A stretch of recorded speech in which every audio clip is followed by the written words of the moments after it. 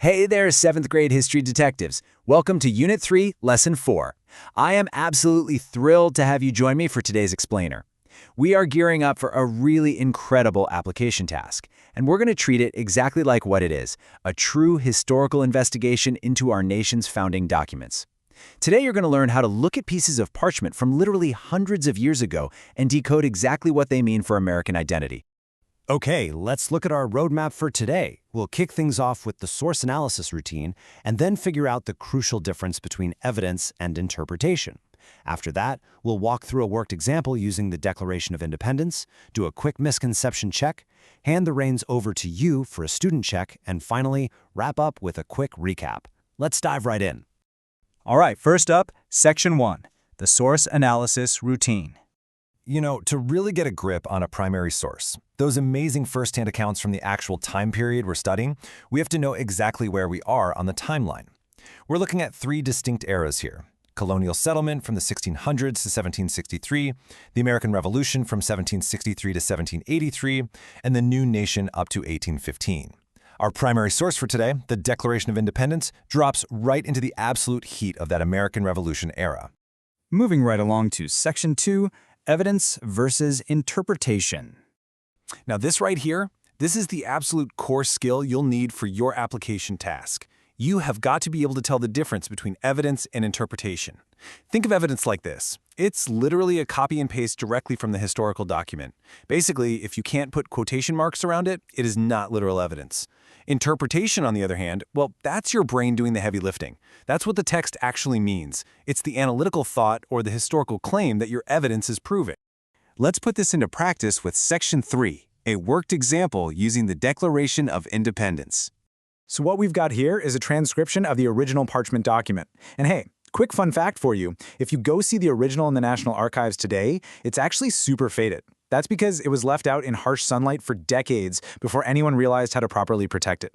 Issued on July 4th, 1776, this brilliant document lays out the foundational ideals of the United States and the very specific reasons for separating from Great Britain. The founders actually felt that a decent respect to the opinions of mankind meant they had to declare exactly why they were breaking away. In the text, the founders list out all their grievances against the King of Great Britain. Listen to this specific, super intense line. He has plundered our seas, ravaged our coasts, burnt our towns, and destroyed the lives of our people. Wow, that is incredibly powerful language. And for our purposes as historians, we need to clearly identify this as our literal evidence. It is a direct, word-for-word quote from that 1776 document. And this brilliantly shows off our three-step routine in action. Step 1, we identify the quote, our literal evidence about burning towns. Step 2, we explain the meaning. In plain English, the text is literally saying the king's forces are attacking American coastal communities and causing massive destruction. Then, Step 3, we make a historical claim. This evidence proves our interpretation that the king is establishing an absolute tyranny.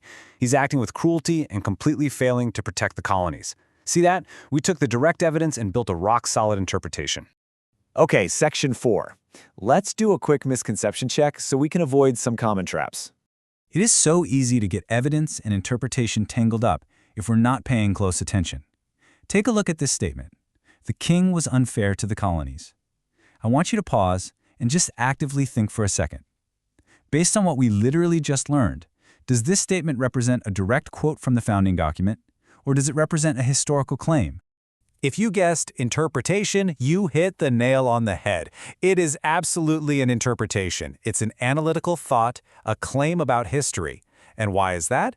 Well, because if you scan the original 1776 parchment of the Declaration of Independence, you are simply not going to find the exact phrase, "the king was unfair to the colonies." Since it's not a direct, literal quote, it has to be an interpretation. All right, Section 5. Now it's your turn for a student check. Here is a fresh, direct quote pulled right out of the Declaration's list of grievances for imposing taxes on us without our consent.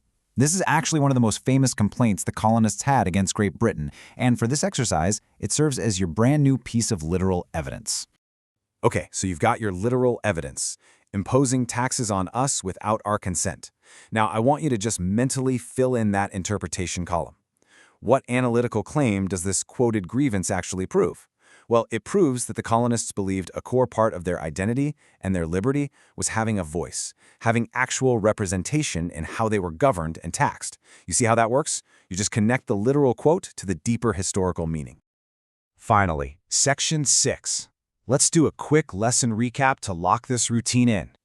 I'd highly recommend jotting these 3 simple steps down, or just searing them into your memory for your history detective toolkit. Step 1. Find your evidence. Always look for those exact, direct quotes from the primary source. Step 2. Determine your interpretation. Ask yourself, what do those words actually mean in everyday language? And Step 3. Connect the evidence to your claim. Clearly explain how that direct quote proves the larger historical point you are trying to make. All right, as you head off to tackle your homework and explore these primary sources on your own, I want to leave you with one final, big picture thought. As you apply this routine, how will your interpretation of these founding words shape your own understanding of American identity? The answers are out there waiting for you in the documents. Good luck with your application task, history detectives.